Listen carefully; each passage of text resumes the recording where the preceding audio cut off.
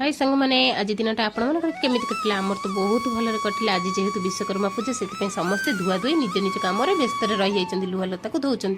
आठी पूजा कला बेलू कौन 12टा हो आज मो पखाड़ करदे सका खाइबाटा से पखाड़ तो किसी कदली आलू भजा भजी भी करके रखीदे आपर मो झील कहला बोल आज मोर बादामी भजा खाइबा भारी मन हो कहली ठीक अच्छे तो मुझे बादामी भजा भाजी दूसरी भाजी देती से मो दियर कम खत्म हो जाता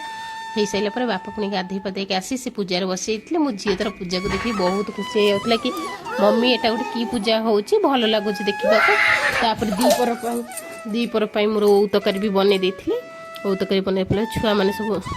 गोटे उठा नख आसी छुआ मैंने लगे देखते देख आज आमर बड़ बड़ नख हो मो झी जाइए छात उपरक कहले कि माँ चल जा छात उपर के वर्षा होती देखी आस माँ झी आम बाहरी पड़ू छात उपर बुलाबुली करने देखला बेलू से